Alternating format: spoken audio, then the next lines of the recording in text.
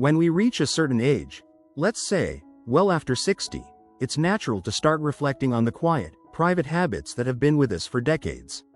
We don't always talk about these things, but sometimes, what we keep private is the very thing that quietly chips away at our confidence and health. Today, I want to talk about something almost every man has wondered about, but rarely brings up in the doctor's office. The hidden mistakes men make with self-pleasure after 60, and how those mistakes could actually be hurting your health in ways you might not realize.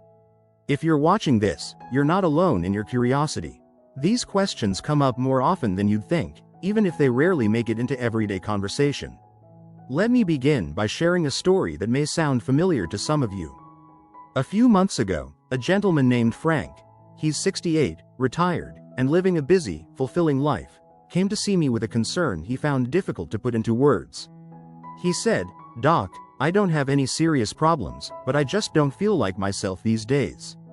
My energy's off, I get aches I didn't used to, and, well, this is embarrassing, but my bathroom visits are more frequent and less satisfying."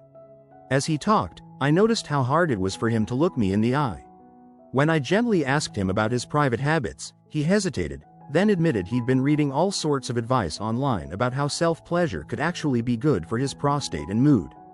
But deep down, he worried if maybe he was doing something wrong, something nobody had warned him about. This kind of conversation is exactly why I've dedicated my career to men's health. My name is Dr. Nolan Easton, and for over 30 years, I've had the privilege of helping men navigate the real, everyday challenges that come with aging, not just the visible ones, but the silent ones, too. I want you to know that no question is too small or too private. In fact, sometimes it's the questions we don't ask that end up mattering the most.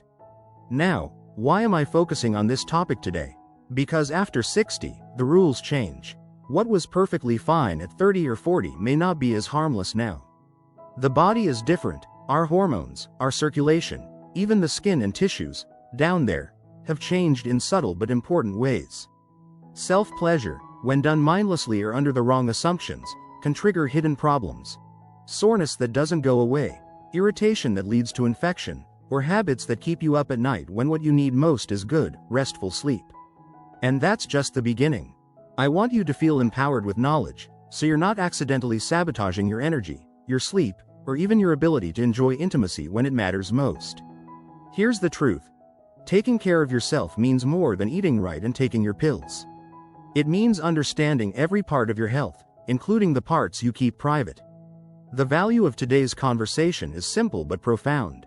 If you can identify and avoid even one of the hidden mistakes we'll talk about, you could notice better sleep, steadier energy, even a return of confidence you thought was gone for good. And if you're willing to be open, to ask yourself honest questions and maybe make a small change or two, you'll be surprised at how much difference it can make, not just in your health, but in how you feel about yourself as a man. Before I go deeper, let me ask for your help, because this is a two-way conversation, and your feedback guides what I talk about in the future. If this topic feels important to you, or you think more men your age need to hear the truth about self-pleasure and health, do me a favor. Tap the like button, subscribe if you haven't already, and hit the bell icon so you never miss a new video. And most importantly, let me know in the comments, just a simple yes or no, does this message resonate with you? Do you want more honest conversations like this? I read every single answer, and it helps me understand what matters to you. Let's go back to Frank for a moment, because his journey might be closer to your own than you realize. Frank had grown up in a time when talking about self-pleasure was almost taboo. But now, with endless information at his fingertips, he was both more curious and more confused than ever. He'd read that self-pleasure could protect the prostate, but also seen scary headlines warning about overuse. So, he started experimenting, changing his routine, sometimes going weeks without, then swinging back to old habits when his mood dipped. What he didn't realize was that some small, almost invisible mistakes in his technique, his timing, and even the products he used were quietly working against him. Here's what I want you to take away. After 60, your body isn't fragile, but it is different. One of the first hidden mistakes I see is men ignoring the importance of gentle technique. The skin, nerves, and blood vessels in the penis naturally become more sensitive as we age. Years of experience might tell you, I know my body, I've been doing this for decades. But time changes things. A grip or pressure that once felt just right can, without warning, cause micro-injuries, chafing, or lingering soreness. These minor injuries aren't always visible, but they add up, leading to more frequent discomfort, even urinary irritation. It's not about shame or guilt. It's about treating your body with the same respect and care you'd give any part that's been through a lifetime of use. Frank, for example, thought a little irritation was just part of the deal, until it started interfering with his daily walks. He'd always prided himself on being active, but now, even sitting too long left him fidgeting and uncomfortable. When I explained how the skin can thin with age, and why he might need to slow down, use more gentle movements, or switch to a gentler moisturizer instead of whatever was on hand, it was like a light bulb went off. "I never thought about it that way," he said. "I figured, if it didn't hurt when I was younger, why should it now?" But when he made a few simple adjustments, that nagging soreness vanished, and with it, the anxiety that something more serious was wrong. This brings me to another subtle mistake: using products that are too harsh or not intended for sensitive areas. Over-the-counter lotions, soaps, or even some lubricants can contain alcohols, fragrances, or chemicals that dry out or irritate the skin. Frank admitted he'd always used a manly aftershave on his face, and sometimes didn't think twice about what he put elsewhere. As we get older, our skin's protective barrier thins out, making it easier for irritants to sneak in and cause rashes or infections. It's no wonder some men feel itchy, raw, or more prone to minor cuts. The good news is, switching to a gentle, fragrance-free moisturizer or a natural, water-based lubricant can make all the difference. Your body deserves the same care you'd give to your face, or your favorite leather chair, for that matter. Now, you might be wondering, is all this really necessary? Isn't self-pleasure just a harmless private moment? I'd say it's more than that. It's a part of self-care, a way to connect with your own body, and even, for some men, a tool for managing stress or sleeping better. But only if it's done mindfully, with a little attention to how your body is changing. When I see patients like Frank making these small changes, treating themselves with a little more gentleness and respect, I see them regaining not just comfort, but confidence. They're less anxious, more energetic, and far more optimistic about enjoying all the things they love, whether it's golf, gardening, or simply spending time with loved ones. If you've ever wondered whether you might be making a hidden mistake in your private routine, I want you to know: there's no shame in asking questions or seeking advice. You deserve to feel good in your own skin, at every age. And you deserve the peace of mind that comes with knowing you're taking care of yourself, from head to toe. As Frank's story unfolds, I want to highlight something that most men don't realize until it's already become a problem. The timing of self-pleasure can make a surprisingly big difference in your health, especially after 60. This is something I see time and again in my practice. You see, what once seemed like an easy way to relax late at night, or pass the time when you couldn't sleep, can start to work against you as you get older. The mistake? Ignoring how self-pleasure can disrupt your natural sleep cycle and rob you of the deep, restful sleep that becomes so precious in our later years. Frank confessed, with a sheepish laugh, that sometimes he'd turn to self-pleasure after waking up in the middle of the night. It was his way of winding down, something that had always helped him fall back asleep when he was younger. But lately, he'd noticed just the opposite. He'd feel momentarily tired, only to wake up again, restless and frustrated, just an hour or two later. His days became groggy, his mood dipped, and he found himself reaching for that extra cup of coffee by mid-afternoon. What he didn't know was that, for many men over 60, those nighttime habits can actually keep the mind too alert, interfering with the natural flow of sleep hormones and making it harder for the body to settle back into restorative rest. This is one of those hidden mistakes that's easy to overlook, and even easier to downplay, especially when it's tied to something as private and personal as self-pleasure. But here's where knowledge is power. If you notice your sleep isn't what it used to be, or if you're waking up feeling less refreshed, it might be worth looking at not just what you do, but when you do it. I often tell my patients that self-pleasure, like so many things, is best enjoyed as part of a routine that respects the body's natural rhythms. For some men, shifting this habit to an earlier time in the evening, or even earlier in the day, can make a dramatic difference in how deeply and peacefully they sleep. Frank was skeptical at first. "I always thought it helped me relax," he said. But after making a small change, saving those moments for earlier in the evening, he noticed he fell asleep faster and stayed asleep longer. The morning fog lifted, his energy returned, and he felt more like himself again. It was a simple shift, but it opened his eyes to just how interconnected the body's systems really are. We talk a lot about diet, exercise, and medication, but sometimes it's the overlooked daily habits that hold the key to better sleep, sharper thinking, and more energy for the things that truly matter. As you're listening to this, I want to gently invite you to reflect on your own routine. Do you find yourself feeling more tired than you used to, or waking up more often during the night? If so, you're not alone. The good news is, you have more control than you might think. A little mindfulness goes a long way, especially when it comes to honoring your body's need for rest and recovery. When you give yourself permission to adjust old routines and try new things, you may be surprised at how quickly your body responds. But timing isn't the only hidden mistake men make. Another one that's just as sneaky, and perhaps even more common, is ignoring changes in sensitivity. With age, nerves can become more delicate or, for some, less responsive. Some men worry when their old ways don't feel the same, or when it takes longer to finish than it once did. This can lead to frustration, impatience, and sometimes even more aggressive habits that only cause further irritation or numbness. It becomes a cycle. The more you chase the old feeling, the more likely you are to cause subtle nerve damage or lingering dullness that saps the joy from what used to be a simple pleasure. Frank shared with me that he'd grown increasingly frustrated over the past year. It just doesn't feel like it used to, he admitted, and sometimes, I wonder if I'm doing something wrong. The answer, I told him, is that it's perfectly normal for things to change, but it's how we respond to those changes that matters most. Trying to force things, or reverting to habits that once worked but now feel uncomfortable, can set up a cycle of disappointment. Instead, I encourage him to approach self-pleasure with the same curiosity and patience he brought to learning a new hobby in retirement. Exploring new sensations, slowing down, and paying attention to what actually feels good, rather than what used to, can rekindle a sense of discovery and satisfaction. That's a big part of what I want you to take from this conversation. Your body is always changing, but that doesn't mean you have to lose out on comfort or pleasure. In fact, many men find that, with a little patience and the right approach, their experience becomes more fulfilling in new and unexpected ways. When Frank learned to adjust his pace and stop chasing old routines, he found he was more in tune with his own needs. It wasn't just about physical sensation, but about relaxing into the moment and letting go of expectations. He even joked that it was like learning to drive a new car, same journey, just a different feel.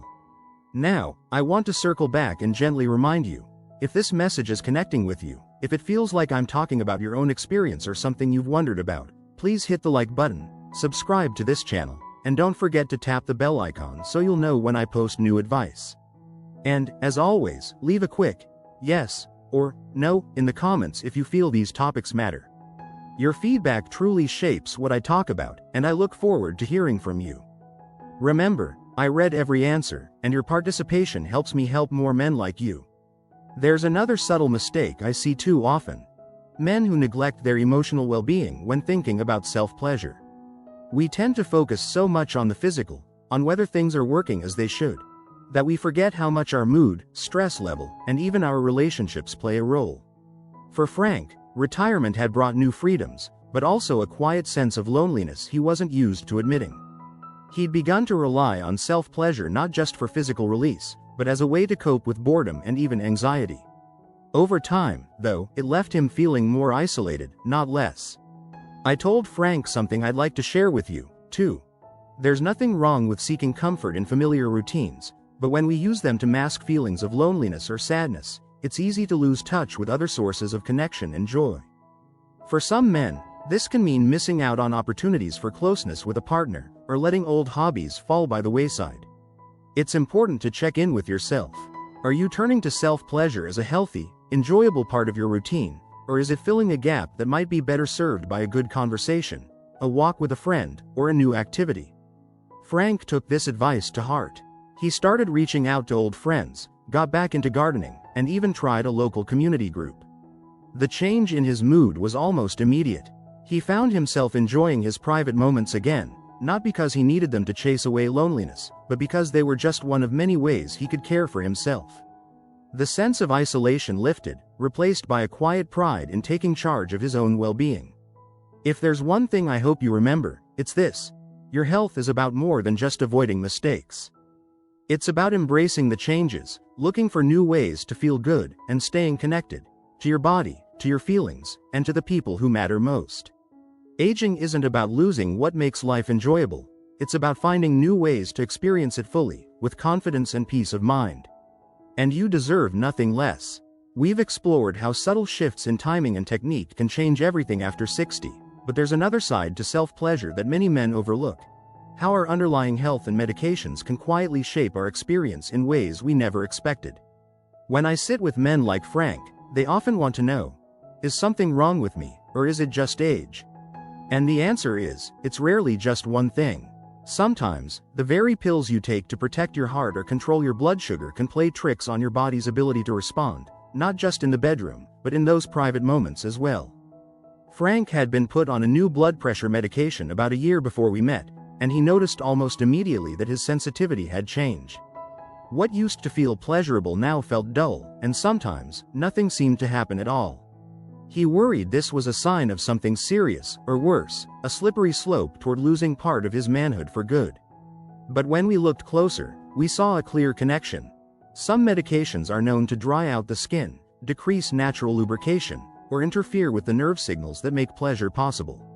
Other common prescriptions, especially those for depression or anxiety, can put a damper on desire, leaving you feeling flat even when your mind wants to engage.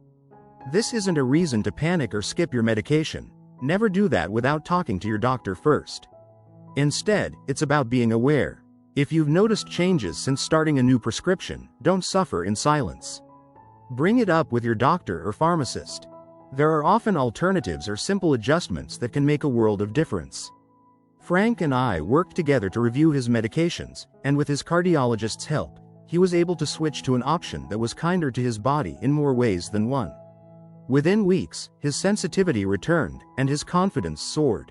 It's also important to recognize how chronic conditions themselves, like diabetes or prostate issues, can affect your experience.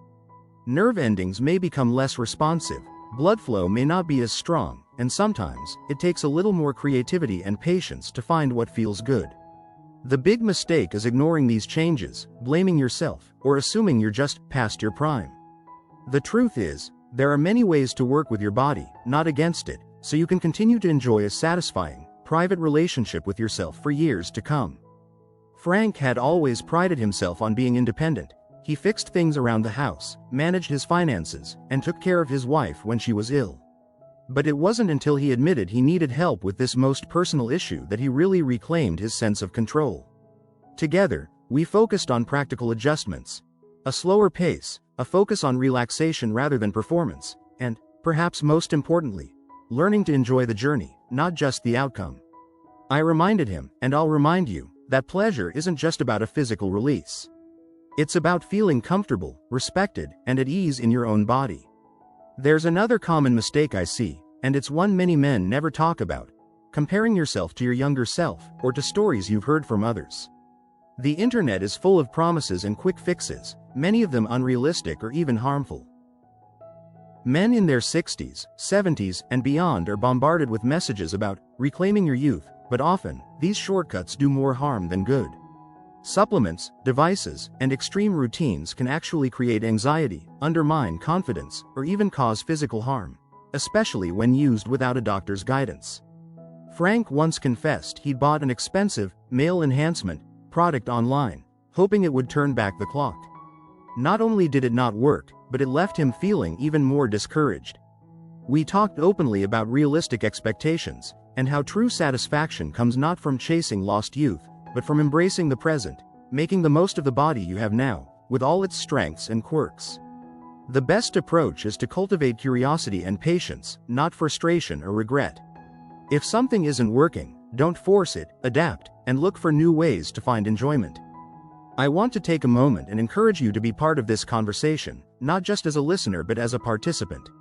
If these messages resonate, if you see yourself in Frank's journey, or you've struggled with similar challenges, let me know by hitting the like button, subscribing, and leaving a yes or no in the comments below. Your experiences help shape these conversations, and your questions help me create content that's truly useful to you and others in our community. Now, let's talk about the power of self-compassion. After 60, it's easy to get caught up in what's changed, what's not working, or what you wish you could do. But when you approach self-pleasure from a place of acceptance and kindness, rather than criticism, you open up new possibilities for comfort and pleasure. That might mean using aids like a gentle, fragrance-free lubricant, trying a warm bath beforehand to relax, or simply allowing yourself the time to explore what feels good now, instead of what used to. Frank found his greatest breakthrough when he stopped measuring every experience against the past and started focusing on how to enjoy the present. He found new routines that fit his lifestyle, he listened to his body, and, most importantly, he allowed himself to feel proud of the care he was taking. The end result? Less stress, better mood, and a sense of control that spilled over into every part of his life. One final thought I want to share with you is about seeking support. Whether you're dealing with physical changes, emotional ups and downs, or just the natural uncertainty that comes with getting older, remember that you are not alone.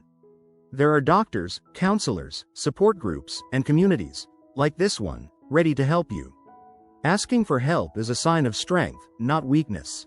Frank learned that lesson, and I've seen countless others find peace, connection, and even new friendships by reaching out. As we get older, it's not just about avoiding mistakes, it's about living with intention, kindness, and a sense of adventure, even in the most private parts of our lives. So I invite you to join me, to keep asking questions, and to keep seeking the best for yourself. You've earned it. I want to bring our conversation full circle and leave you with a message of encouragement and hope, because while we've spent time uncovering the hidden mistakes of self-pleasure after 60, we've also discovered that positive change, no matter your age, is always within reach. Let's return to Frank's journey for a moment. If you recall, he started out anxious, uncertain, and maybe even a little embarrassed, believing that his private routine was somehow to blame for the aches, the sleepless nights, and the slow fade of energy that crept into his days. But through small, thoughtful changes, and a willingness to ask questions, Frank found more than just relief. He rediscovered confidence and a sense of ownership over his health that he hadn't felt in years. The truth is, every man's experience after 60 is unique. Your health history, your habits, and your daily stresses all blend together to shape what works best for you. There's no perfect formula, only a path of curiosity and care. I've seen so many men, just like Frank, find new sources of enjoyment and comfort by giving themselves permission to adapt. That might mean shifting your private moments to an earlier hour, being gentle with sensitive skin, reconsidering products you once thought harmless, or opening up to your doctor about how medications or chronic conditions have changed your experience. Frank, for instance, not only found his energy and sleep improving but also discovered a new sense of ease and peace with himself. He began to let go of unrealistic expectations and focused instead on what his body could do, right now, today. He started moving more, laughing more, and his worries about aging were gradually replaced with gratitude for the simple pleasures he could still enjoy. What began as a private concern turned into a catalyst for wider health improvements. That's the real gift of self-awareness. One small change in one area often creates a ripple effect throughout your entire life. If you take away just one thing from today's talk, let it be this: you are not powerless. Even the most personal and sensitive concerns can become opportunities for better health, deeper confidence, and greater connection. Your needs and your comfort matter, and the wisdom you've gained over the years is your greatest ally. Don't let embarrassment or outdated ideas keep you from living fully and feeling good in your own skin. Whether you're facing soreness, restless nights, medication side effects, or just the natural ebb and flow of desire, know that it's never too late to make things better.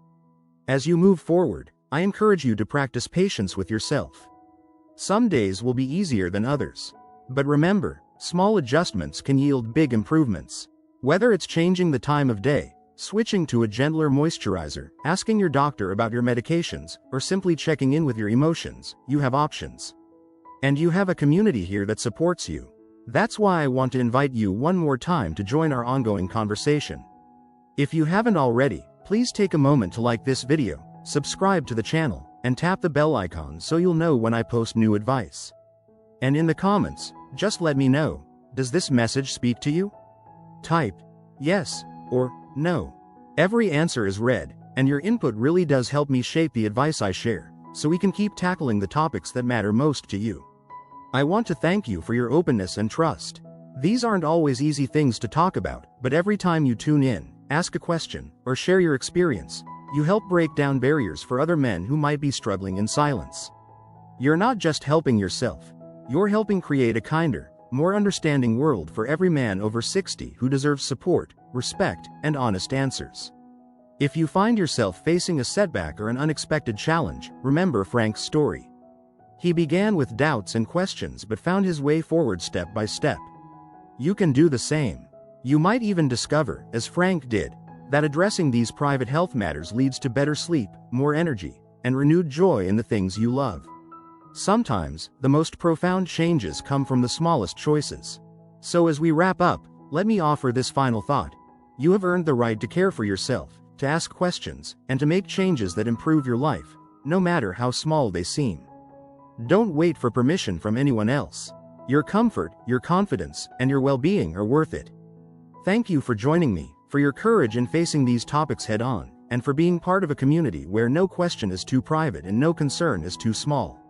Until next time, take care of yourself, cherish the wisdom that comes with age, and remember, your best days can still be ahead, one thoughtful step at a time.